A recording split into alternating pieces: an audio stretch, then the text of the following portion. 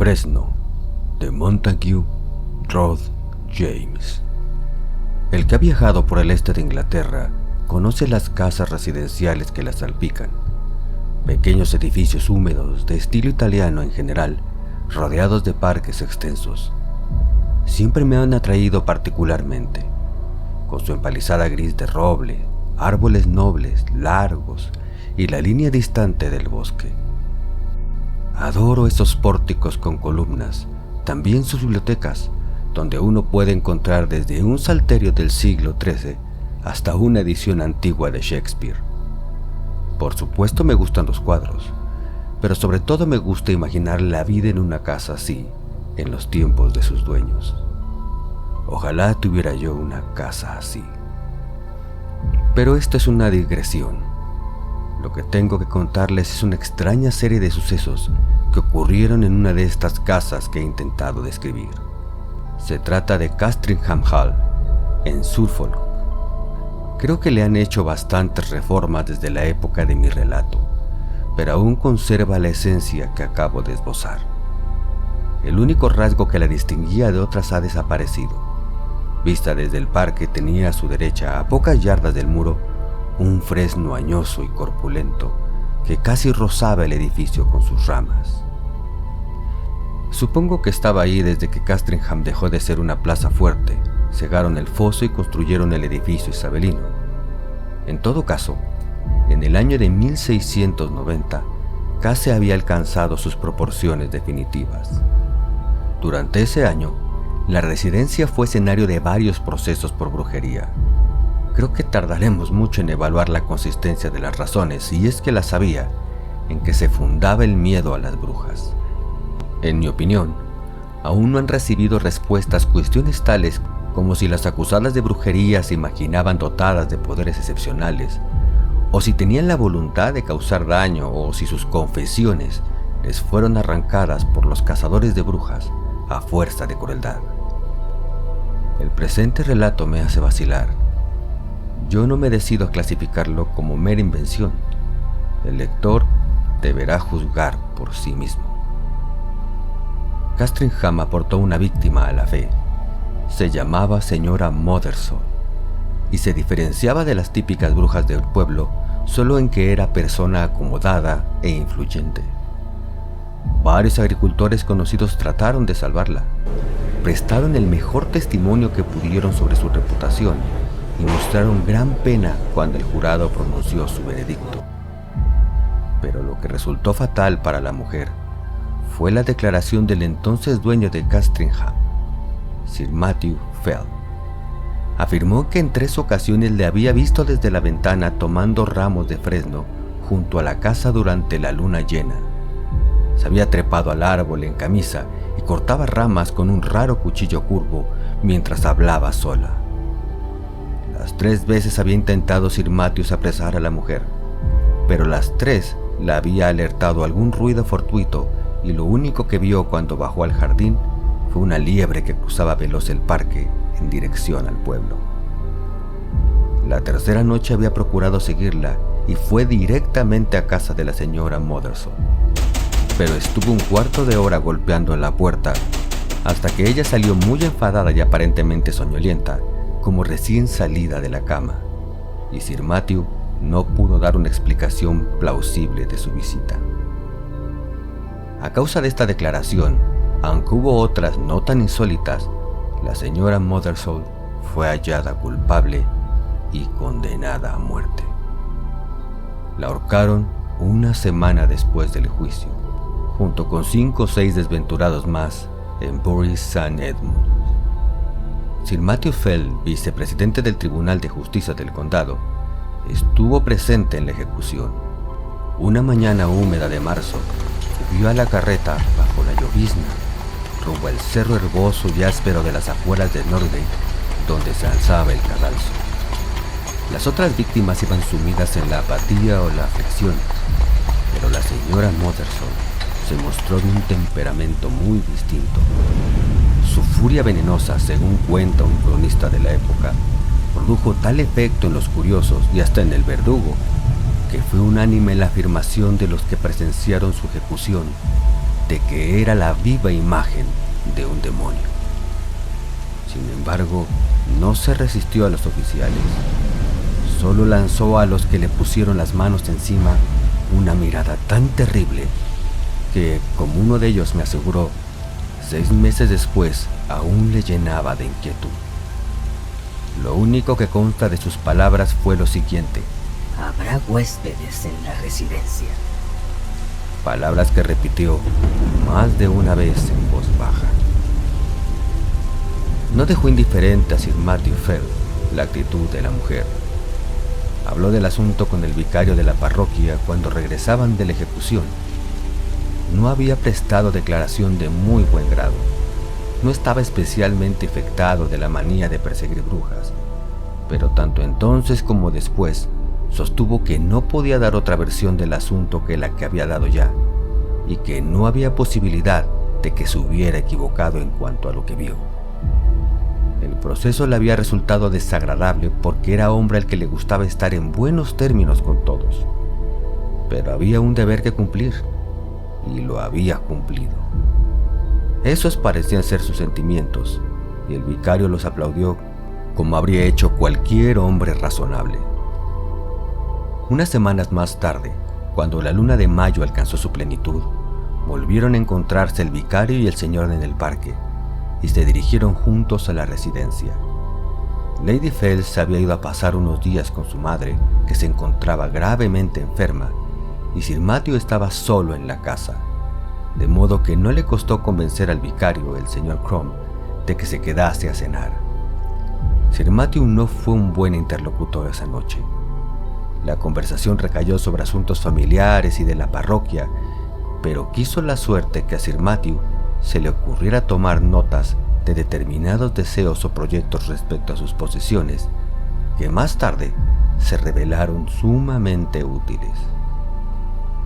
Cuando el señor Crumb se retiró, eran alrededor de las 9:30, dieron una vuelta por el paseo detrás de la casa, y hubo un detalle que sorprendió al señor Crumb. Tenían a la vista el fresno que, como he dicho, crecía junto a las ventanas del edificio, cuando se detuvo Sir Matthew y dijo: ¿qué es eso que sube y baja corriendo por el fresno? No puede ser una ardilla. A estas horas deben de estar todas en sus madrigueras. Miró el vicario y vio a la bestia, pero no consiguió distinguir su color a la luz de la luna. Se le quedó grabada su silueta, aunque la vio un instante, y habría asegurado, dijo, aunque comprendía que era una insensatez, que ardilla o no, tenía más de 4 patas. No dieron mayor importancia a esta visión y se despidieron. Quizá volvieron a verse, pero aún habría de pasar una 20 de años. Al día siguiente Sir Matthew Fell no bajó a las 6 de la mañana como era su costumbre, ni a las 7, tampoco a las 8. Los criados subieron. No hace falta que describa la ansiedad de que fueron presa mientras escuchaban y renovaban los golpes en la puerta. Finalmente abrieron y descubrieron al señor ennegrecido y muerto, como habréis adivinado. A primera vista no se veían señales de violencia, pero la ventana estaba abierta. Uno de los criados fue a buscar al sacerdote y a continuación, por encargo de éste, a dar parte a la autoridad. El señor Crumb acudió en cuanto pudo a la residencia y al llegar le condujeron al aposento donde estaba el muerto. Había dejado algunas notas entre sus documentos que revelan el sincero respeto que había sentido por Sir Matthew y su pesar. En ellas hay un pasaje que transcribo por la luz que arroja sobre estos sucesos y también sobre las creencias corrientes de la época. No había indicios de que la puerta haya sido forzada, pero la ventana estaba abierta. Antes de acostarse solía tomar cerveza en un vaso de plata y esa noche no se la había terminado. Así pues, fue analizada la bebida por el médico de Bury, un tal señor Hodgkins, quien, como declaró después y bajo juramento, no descubrió ninguna sustancia venenosa, porque naturalmente, dado lo hinchado y negro que estaba el cadáver, corría el rumor entre los vecinos de que había sido envenenado. Lo habían encontrado en la cama en una postura contorsionada al extremo de hacer más que probable la hipótesis de que mi estimado amigo y protector había expirado con gran agonía y sufrimiento.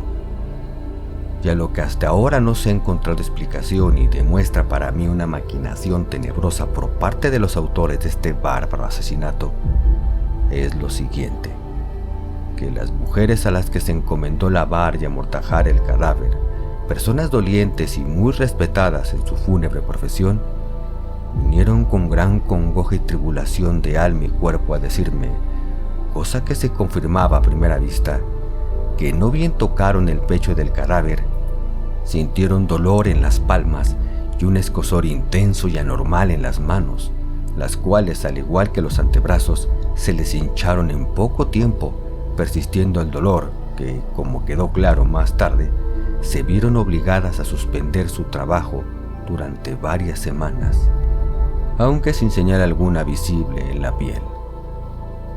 Al oír esto, mandé llamar al médico que aún no había abandonado la casa y examinamos lo más atentamente que pudimos, con la ayuda de una pequeña lente de aumento, el estado de la piel.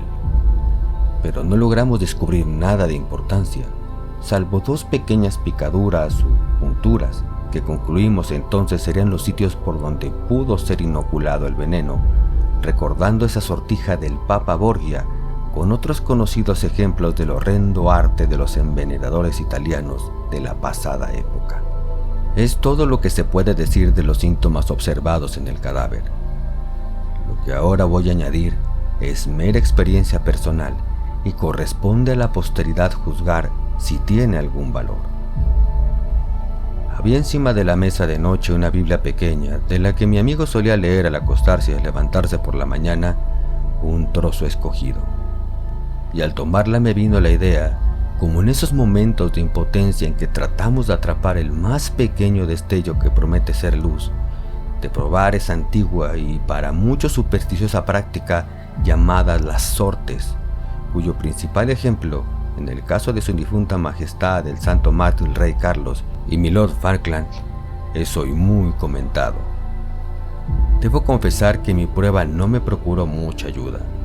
No obstante, dado que es posible que alguien pueda proponerse en el futuro averiguar la causa y el origen de estos horribles sucesos, consigno los resultados por si señalan la verdadera dirección a una inteligencia más penetrante que la mía. Hice pues 3 intentos, abriendo el libro y poniendo el dedo en determinadas palabras. La primera vez obtuve la frase de Lucas 13:7, córtalo. La segunda, la de Isaías 13:20, no será jamás habitada. Y la tercera, de Job 39:30, sus polluelos lamerán sangre. No hace falta citar nada más de los papeles del señor Crumb. Colocaron a St. Matthew Fell en su ataúd y le dieron debida sepultura.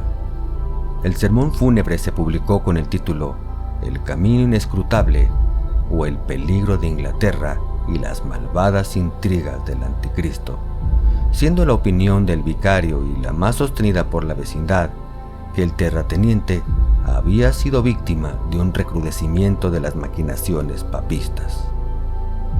Su hijo, Sir Matthew II, heredó el título y las propiedades. De este modo concluye el primer acto de la tragedia de Castrenham. Hay que decir, aunque el hecho no tiene nada de extraño, que el nuevo varón no ocupó el aposento en el que se había muerto su padre, ni durmió prácticamente nadie en él, quitando alguna visita ocasional mientras él vivió.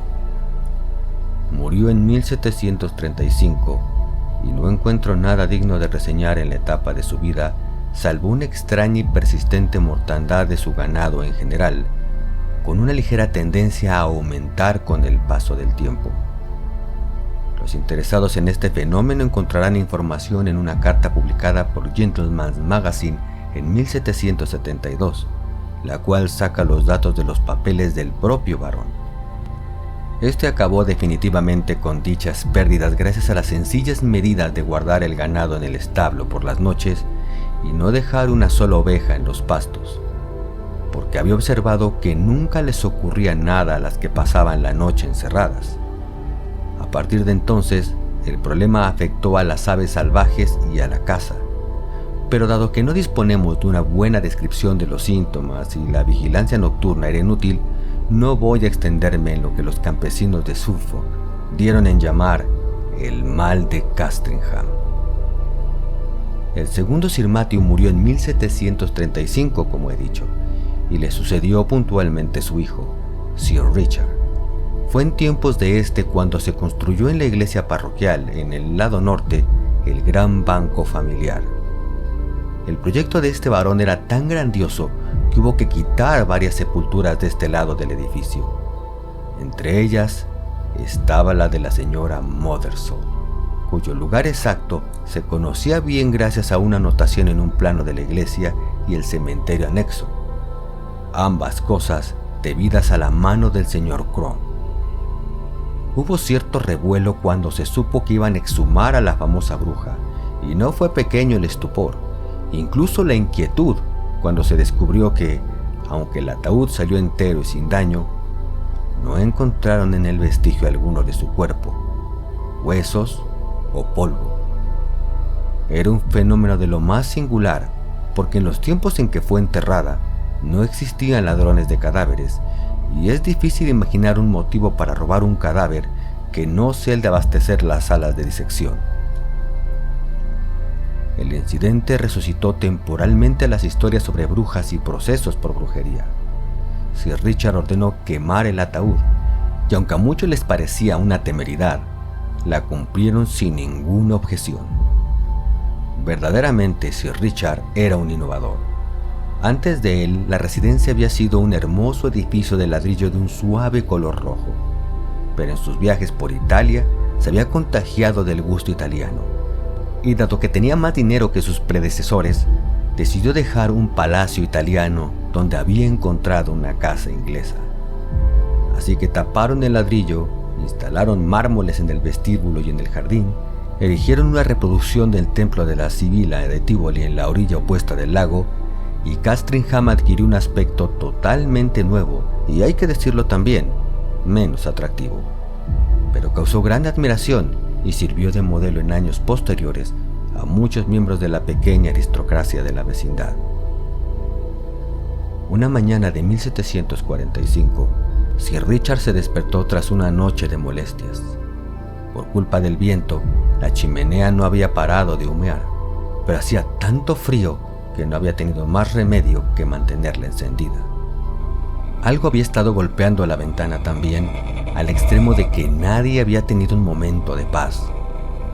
Además, esperaba la llegada de varios invitados importantes en el transcurso del día, sin duda dispuestos a participar en algún tipo de cacería, si bien los estragos que seguían produciéndose en la fauna de su parque habían sido últimamente tan graves que temía por la reputación de su reserva de caza. Pero lo que más alterado le tenía era la noche que había pasado. Desde luego, no volvería a dormir en esa habitación. Desayunó inquieto y al terminar emprendió una inspección de las habitaciones para ver cuál le convenía más. Tardó en encontrarla. Esta tenía la ventana hacia el oriente y aquella hacia el norte. En esta los criados estaban pasando constantemente por delante de la puerta y en aquella no le gustaba la cama. No, necesitaba una habitación que diera al poniente, de manera que el sol no le despertase temprano y que estuviese alejada del ajetreo de la casa. Al ama de llaves se le agotaron las sugerencias. Bueno, Sir Richard, dijo, solo hay una habitación así en la casa. ¿Cuál? La de Sir Matthew, la cámara del poniente. Bien, pues, instáleme en ella. Esta noche voy a dormir ahí, dijo su señor. Pero Sir Richard, hace 40 años que no duerme nadie ahí. Apenas se ha renovado el aire desde que murió Sir Matthew, iba diciendo mientras corría detrás de él. Vamos, abra la puerta, señora Shiddock. Quiero verla al menos. La señora Shiddock abrió la puerta y, efectivamente, notaron en ella un hedor terroso y encierro. Sir Richard fue a la ventana y con su acostumbrada impaciencia retiró los postigos y la abrió. Este extremo de la casa apenas había sufrido alteraciones y estaba como cubierto por el gran fresno que lo ocultaba de la vista. Deje que se airee todo el día, señora Shiddock, y mande que trasladen aquí mi cama y mis muebles esta tarde, y acomode al obispo Kilmore en mi habitación. Disculpe, Sir Richard, dijo una voz interrumpiendo este diálogo. ¿Podría concederme un momento? Sir Richard se dio vuelta y vio un hombre de negro en el umbral que inclinó la cabeza. Le ruego que perdone esta intromisión. Seguramente no me conoce. Me llamo William Crom y mi abuelo fue vicario aquí en tiempos de su abuelo. Oh, por supuesto, señor, dijo Richard. El nombre Crom es siempre alabado en Castringham. Me alegra renovar una amistad que viene de antaño. ¿En qué puedo ayudarle? ¿Por qué esta hora de venir? Y si no me equivoco, su aspecto revela que ha hecho el camino con cierta premura. Es muy cierto, señor. Vengo de Norwich y me dirijo a Bury St. Edmunds, todo lo deprisa que puedo. Me he detenido para entregarle unos papeles que han aparecido al revisar los que dejó mi abuelo a su muerte. He pensado que puede haber en ellos cuestiones familiares de interés para usted. Es usted muy amable, señor Crom. Si tiene la bondad de acompañarme al salón a tomar una copa de vino, les podremos echar una ojeada juntos. Entre tanto, señora Shiddock, ocúpese de arear esta cámara como le he dicho. Sí, aquí es donde murió mi abuelo. Sí, puede que el árbol la haga un poco más húmeda. Bueno, no quiero ir nada más. No ponga más dificultades, se lo ruego. Ya tiene mis instrucciones, así que adelante. ¿Quiere acompañarme, señor? Se dirigieron al salón. El sobre que traía el señor Crom contenía las notas que el viejo vicario había tomado con motivo de la muerte de Sir Matthew Fell. Y por primera vez, Sir Richard se enfrentó con las enigmáticas sortes Vivicae a que me he referido. Las encontró divertidas. Bueno, dijo, al menos la Biblia le dio un buen consejo a mi abuelo. Córtalo. Si se refiere al fresno, puede descansar tranquilo porque me voy a ocupar de ello. En mi vida he visto una cementera igual de fiebres y resfriados. Los libros de la casa, que no eran demasiados, estaban en el salón. Sir Richard alzó los ojos del documento y miró hacia la estantería. Me pregunto, dijo, si estará ahí aún el viejo profeta. Creo que lo he visto. Cruzó la habitación, sacó una Biblia gruesa que efectivamente llevaba en la guarda la siguiente inscripción: para Matthew Fell, de su madrina que le quiere, Anne Aldous, 2 de septiembre 1659. No estaría mal que lo pusiéramos a prueba otra vez. ¿Qué opina, señor Crom? Apuesto a que las crónicas nos darán un par de nombres. Vamos a ver, ¿qué tenemos aquí? Me buscarás por la mañana y no estaré. Vaya, vaya. Su abuelo habría visto aquí una buena profecía, que sí. Bueno, dejémonos de profetas. Son puro cuento, señor Crom. Le agradezco infinitamente que me haya traído el sobre este. Me temo que estará impaciente por seguir su viaje. Permítame ofrecerle otra copa. Se despidieron con sinceros ofrecimientos de hospitalidad por parte de Sir Richard, porque el talante y los modales del joven le habían causado buena impresión. Por la tarde llegaron los invitados: el obispo de Kilmore, Lady Mary Hervey, Sir William Kingsfield, etc. La comida fue a las 5, después hubo vino, una partida de cartas, la cena y se retiraron a dormir. A la mañana siguiente Sir Richard no se sintió con ánimo para tomar la escopeta. Habla con el obispo de Kilmore. Este prelado, a diferencia de la mayoría de los obispos irlandeses de aquel entonces, había visitado su sede, incluso había residido en ella bastante tiempo. Esta mañana, mientras paseaban los dos por la terraza comentando los cambios y mejoras de la casa, dijo el obispo señalando la ventana de la habitación de poniente: jamás conseguiría que uno de mis feligreses irlandeses ocupara esa habitación, Sir Richard. ¿Y eso por qué? La verdad es que es la mía.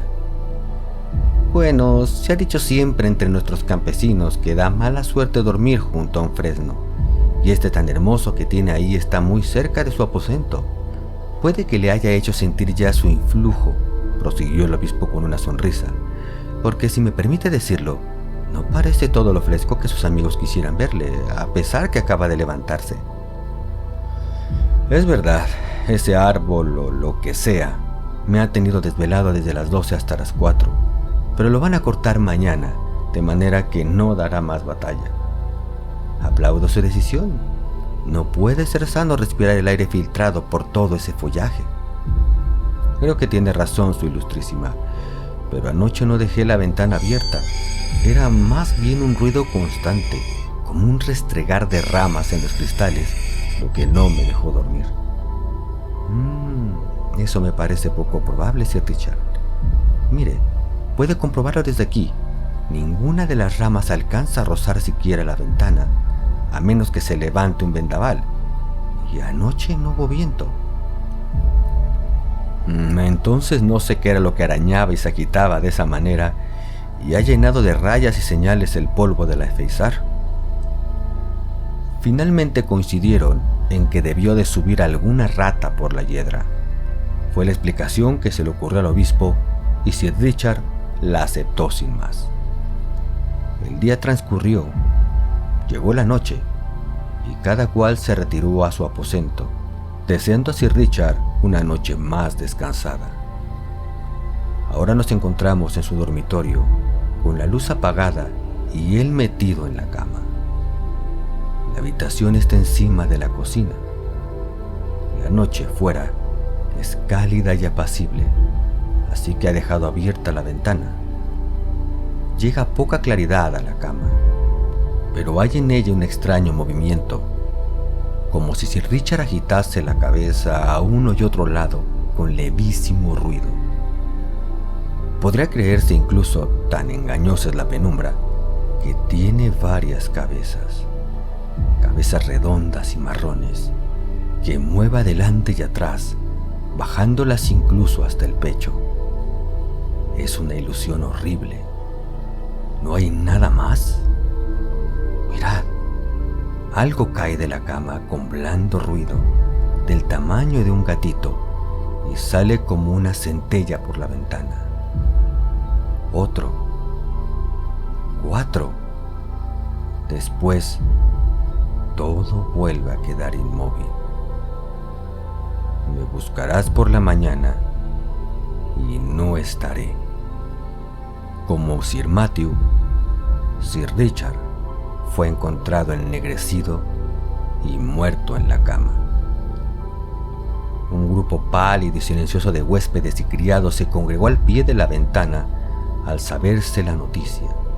Envenenadores italianos, sicarios del Papa, el aire aficionado, estas y otras muchas conjeturas se barajaron.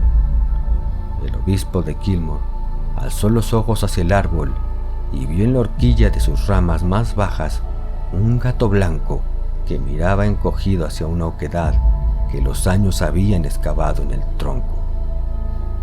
Observaba con gran atención algo que había en el interior del árbol. De repente se levantó y alargó su garra hacia el agujero. En ese instante se dio el trozo de corteza en el que se apoyaba y cayó dentro. Todos alzaron los ojos ante el ruido que hizo. He sabido que los gatos tienen buena voz, pero pocos hemos oído un alarido como el que brotó del tronco del gran fresno. Sonaron 2 o 3 maullidos. Los testigos no están seguros. A continuación, se oyó un ruido ahogado de forcejeo o agitación. Lady Mary Herbey se desmayó de la impresión. La ama de llaves se tapó los oídos, echó a correr y tropezó y se cayó en la terraza. El ritmo de Kilmore y Sir William Kingsfield no hicieron un solo movimiento. Estaban asustados también, aunque solo era el maullido de un gato.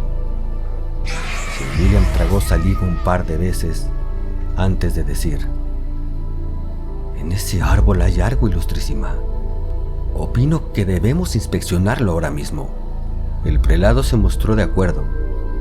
Trajeron una escala y subió uno de los jardineros. Asomó al hueco, pero solo pudo notar que se movía algo. Trajeron un farol para bajarlo al interior con una cuerda.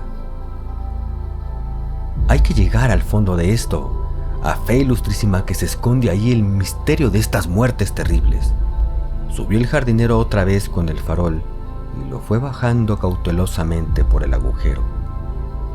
Todos veían desde abajo su rostro inclinado, iluminado por la luz amarilla, y vieron su expresión de incrédulo terror antes de proferir un espantoso alarido y precipitarse al suelo, donde por fortuna lo recibieron dos hombres, dejando caer el farol dentro del árbol. Estaba mortalmente asustado y tardó un rato en recobrar la palabra. Cuando lo hizo, otra cosa atraía la atención de los demás. Debió de romperse el farol en el fondo y prender la llama en las hojas secas y brozal del interior, porque unos minutos después empezó a salir un humo espeso, a continuación llamas, y finalmente ardió el árbol entero. Los presentes se apartaron en círculo y Sir William y el obispo mandaron a los criados a que trajesen las armas y herramientas que pudiesen, porque evidentemente el fuego obligaría a salir a la alimaña que estaba utilizando el árbol como madriguera. Así fue. Primero vieron aparecer en la horquilla, envuelto en llamas, un bulto redondo como el del tamaño de una cabeza humana. Acto seguido se tambaleó y cayó en el agujero. La escena se repitió 5 o 6 veces. Luego saltó al aire un bulto parecido y cayó en la hierba, donde un momento después quedó inmóvil. El obispo se atrevió a acercarse unos pasos y vio los restos de una araña enorme, nerviuda y abrasada. Cuando el fuego llegó abajo, empezaron a brotar del tronco cuerpos más horribles aún, completamente cubiertos de pelo gris. Todo el día estuvo ardiendo el fresno. Los hombres siguieron ahí hasta que cayó a trozos, matando de cuando en cuando los bichos que salían. Finalmente, transcurrido un buen rato sin que saliese más, se acercaron precavidamente y examinaron las raíces. Debajo de la tierra, dice el obispo Kilmore, descubrieron una cavidad redonda con 2 o 3 bichos de esos muertos, evidentemente asfixiados por el humo. Y lo que es más extraño para mí, al lado de esa cueva, junto a la pared, encontraron acuclillada la anatomía o esqueleto de un ser humano, con la piel seca sobre los huesos, con restos de cabello negro, y que correspondía sin ninguna duda, según declararon los que la examinaron, a una mujer, evidentemente muerta hacía unos 50 años.